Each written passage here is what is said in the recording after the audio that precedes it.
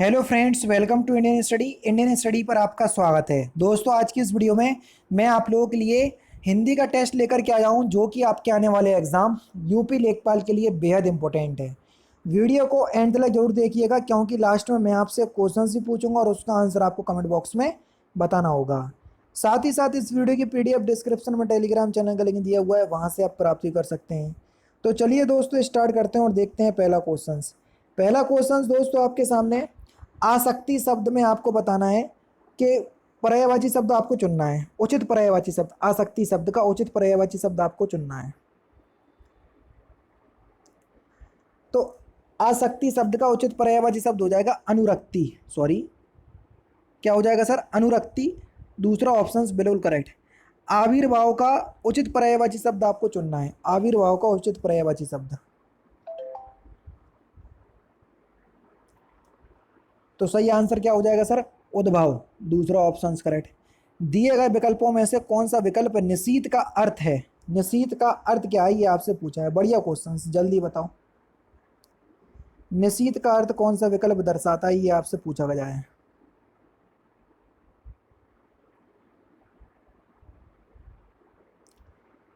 तो सही आंसर आपका क्या हो जाएगा सर? निशीथ का अर्थ होता है आधी रात। चौथा ऑप्शन करेक्ट। निम्नलिखित में से क्रिया से बना विशेषण आपको बताना है।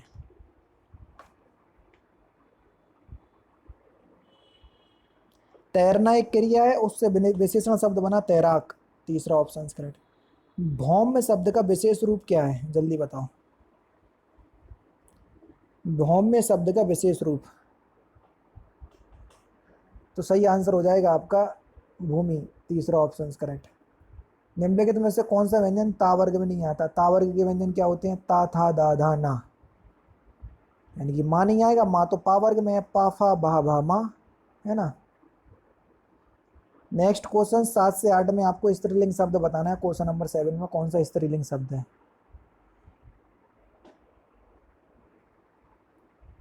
तो सही आंसर आपका क्या हो जाएगा सर?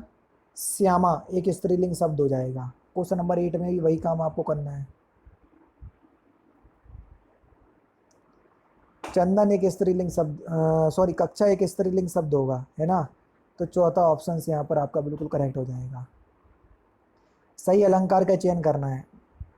पानी बिच मीन प्यासी, मोही सुनी सुनी आवे हासी।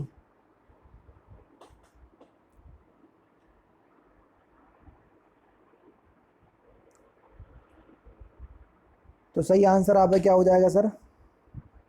विशेषोक्ति अलंकार। और विशेषोक्ति अलंकार कहाँ पर होता है? जहाँ पर कारण के होते हुए भी कार्य ना हो, वहाँ पर विशेषोक्ति अलंकार होता है। मतलब पानी बिच मीन प्यासी, यानी कि मछली के पानी में रहते हुए भी मछली जो है वो प्यासी है, इसलिए यहाँ पर कारण के होते हुए भी काम नहीं हो रहा, यहाँ पर विशेषोक्ति अलंकार होगा। कृदंत प्रत्यय किन शब्दों के साथ जुड़ते हैं? तो कृदंत प्रत्यय जो है वो क्रिया शब्दों के साथ जुड़ते हैं। तीसरा ऑप्शन बिल्कुल करेक्ट हो जाएगा। सूरदास और नंददास की काव्य रचनाओं की भाषा कौन सी थी?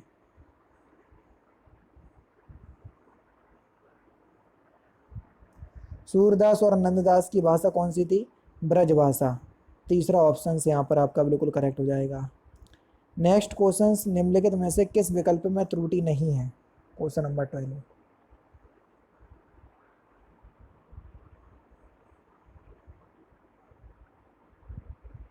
सही आंसर हो जाएगा उस कागज पर मैंने हस्ताक्षर कर दिया, है ना। तो सही आंसर क्या होगा? तो सही आंसर हो जाएगा आपका उस कागज पर मैंने हस्ताक्षर कर दिए। क्यों? क्योंकि हस्ताक्षर जो है वो एक बहुवचन शब्द है। ठीक है, प्राण, दर्शन, हस्ताक्षर, ये सभी बहुवचन शब्द हैं, तो क्रिया भी बहुवचन के रूप में ही प्रयोग होगी। तीसरा ऑप्शन करेक्ट होगा। नेक्स्ट क्वेश्चन से आपका कि मनोयोग का आपको संधि विच्छेद करना है। सिंपल सा क्वेश्चन से जल्दी से बताएं। तो सही आंसर हो जाएगा आपका मनहा प्लस योग। दूसरा ऑप्शन करेक्ट। रूपांतरण का आपको संधि विच्छेद करना है कि रूपांतरण का संधि विच्छेद क्या होगा। तो सही आंसर हो जाएगा आपका रूप प्लस अंतरण, है ना। पहला ऑप्शन करेक्ट हो जाएगा। मना प्लस योग में विसर्ग संधि होगी। रूप प्लस अंतर में आपकी अंतरण में कौन सी संधि होगी? दीर्घ दीर्घ संधि, क्योंकि छोटा छोटा मिलके बड़ा बना रहे हैं, जो कि दिख भी रहा है। परीक्षा में कठिन प्रश्नों को देखकर मेरी अक्ल चकराने लगी। तो वाक्य में आए मुहावरे का अर्थ आपको बताना है। अक्ल चकराना है, इस मुहावरे का सही अर्थ क्या है? मतलब कुछ समझ में ना आना। तीसरा ऑप्शन बिल्कुल करेक्ट हो जाएगा। भग्गू सेठ तो बहुत ही दुष्चरित्र व्यक्ति है, तो आपको बताना है कि दुष्चरित्र की शुद्ध वर्तनी कौन सी है। ऑप्शन नंबर ए, पहला ऑप्शन से यहाँ पर आपका बिल्कुल करेक्ट हो जाएगा। उस कवित्री की कविताएं बहुत पसंद की गई। कवित्री का आपको शुद्ध रूप बताना है या शुद्ध वर्तनी बताना है। क्वेश्चन नंबर 17 बढ़िया क्वेश्चन है। तो सही आंसर हो जाएगा ऑप्शन नंबर डी, चौथा ऑप्शन बिल्कुल करेक्ट। क्वेश्चन नंबर 1918 में एक वाक्य को 4 भागों में व्यक्त कर दिया। जिस पार्ट में गलती है बस उसी का आपको चयन करना है। जिस प्रकार आभूषणों के द्वारा शरीर की शोभा बढ़ जाती है, उसी प्रकार अलंकारों से भाषा में लालित्य आ जाता है। तो आपको बताना है कि इसके किस पार्ट में गलती है।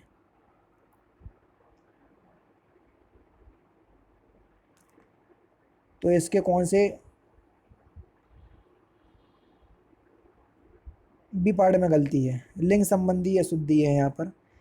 पहला ही ऑप्शन यहाँ पर आपका बिल्कुल क्या हो जाएगा सर, करेक्ट हो जाएगा। ठीक है। बेसिकली यहाँ पर ना ये जाति शब्द जो है वो सही लिखा हुआ है, लेकिन यहाँ पर त्रुटि के रूप में जाता शब्द लिखा हुआ था, तब जाकर के इसका जाति शब्द होगा, है ना। तो लिंग संबंधी अशुद्धि तब होती। तो फिलहाल ऑप्शन नंबर बी दे रहे हैं, तो आप बी मान करके चलें। और फिलहाल अगर आप देखें तो कोई भी त्रुटि नहीं है, क्योंकि पूरा वाक्य शुद्ध लिखा हुआ है। समझ गए मैं क्या कहना चाह रहा हूँ। नेक्स्ट क्वेश्चन देखो, शीर्षक को चयन करते समय अनुच्छेद में निहित भावों और विचारों की परख कर लेनी चाहिए। इसके बाद वाक्य के किस पार्ट में गलती है। तो पहले ही पार्ट में करते हैं, शीर्षक को चयन नहीं, शीर्षक का चयन करते समय, है ना, को की जगह का प्रयोग होगा। अधजल गगरी झलकत जाए, इस मुहावरे का सही अर्थ क्या है। कम गुण वाला व्यक्ति बहुत दिखावा करता है। तीसरा ऑप्शन करेक्ट। छोटा फिल इन द ब्लैंक्स, बड़ी बात, छोटा मुंह बड़ी बात, दूसरा ऑप्शन करेक्ट। गोधूम शब्द का तद्भव आपको बताना है कि गोधूम शब्द का तद्भव क्या होगा। गेहूं, पहला ऑप्शन करेक्ट। करुण रस का स्थायी भाव क्या होगा, जल्दी से बताओ। करुण रस का स्थायी भाव होगा शोक, दूसरा ऑप्शन करेक्ट। दिए गए विकल्पों में से थल का विलोम शब्द आपको बताना है कि थल का विलोम शब्द क्या होगा। जल, पहला ऑप्शन करेक्ट। गौशाला में कौन सा समास है। तो इस क्वेश्चन का आंसर आप मुझे कमेंट बॉक्स में बताएंगे। तो दोस्तों ये थे आपके 25 हिंदी के इंपॉर्टेंट क्वेश्चंस, जो कि आपके आने वाले एग्जाम यूपी लेखपाल के लिए बेहद इंपॉर्टेंट है। वीडियो अगर आपको अच्छी लगी हो तो प्लीज़ दोस्तों वीडियो को लाइक और शेयर जरूर कर दीजिएगा। मिलते हैं फिर नेक्स्ट क्लास में, नेक्स्ट सेशन में। जय हिंद, जय भारत।